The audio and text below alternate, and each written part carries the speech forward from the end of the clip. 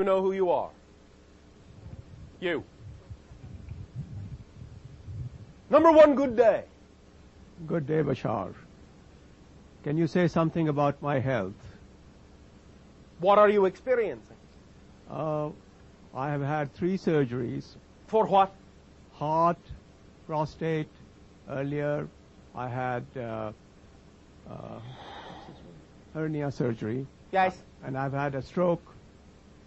So I would like to know how far will this go? Nothing that you have experienced cannot be reversed.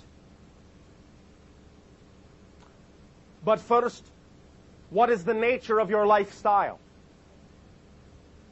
Active, working, exercising.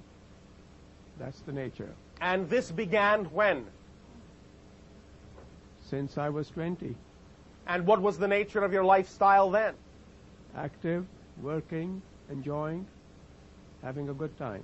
And each of these things has allowed you to come to face what issues and what ideas? And what have you learned from this experience? Well, I was happy, but some bitterness has crept in. Bitterness? Yes. Because? Of, you might say, the cards I got dealt. Who dealt them? I don't know. You did. You hold the deck. No one else does. In thinking about it that way, and in knowing that you have dealt these cards to yourself, how does that make you feel?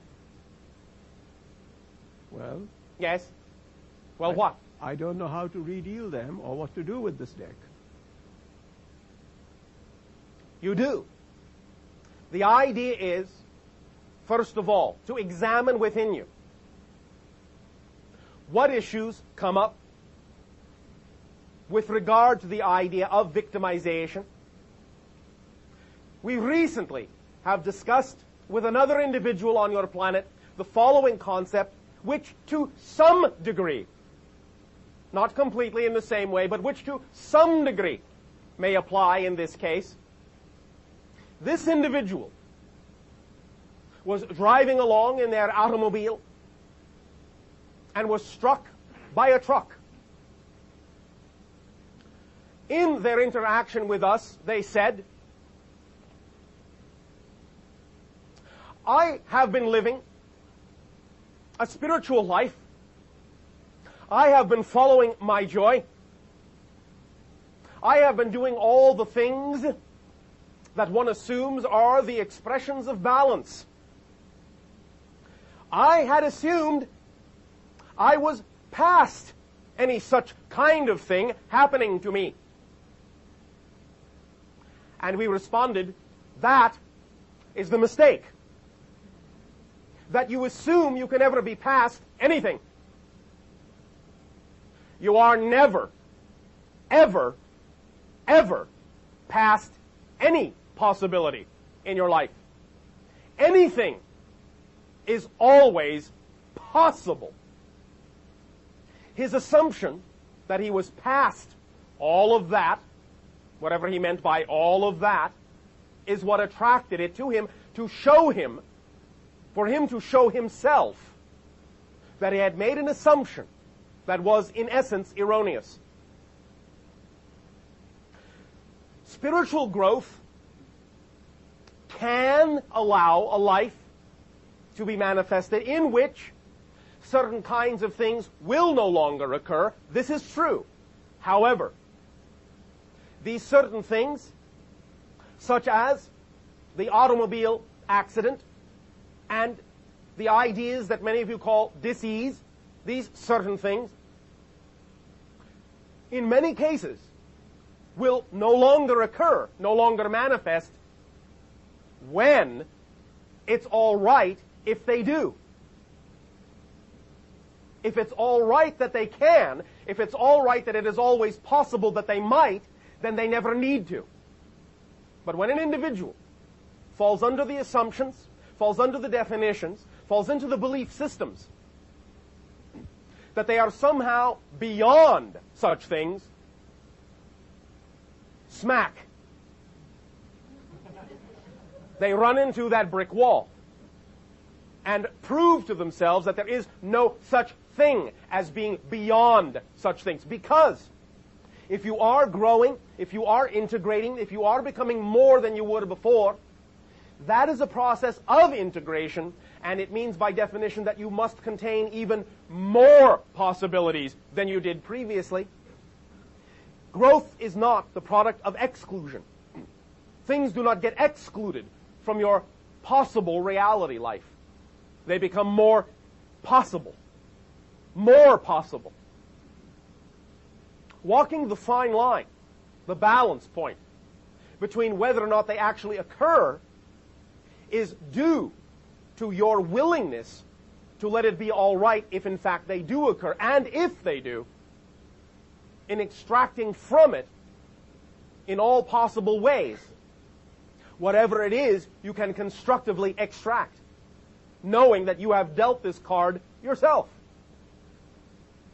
Now you understand that this is not a judgment, and you understand this is not a chastisement, and you understand this is not in any way, shape, or form saying that you are not a powerful being. But you, in choosing these kinds of cards, have actually given yourself a reflection of the level of your power. For again, when each and every one of you, whether it be your preference or not, when any of you heap upon yourself this many challenges of this nature, it is a sign from yourself to yourself of exactly how strong you are, that you can even transform all of these things. There are many ways and many methodologies by which you could perhaps go about doing this, but first and foremost, every single one of them will be based upon your recognition of the power that you used to manifest these things, instead of the assumption that it is your weakness that has done so. Is this making some sense so far? Yes. In each of the things you have described that you have experienced, and in saying that you are now feeling bitterness, allow yourself to learn, to take time to learn.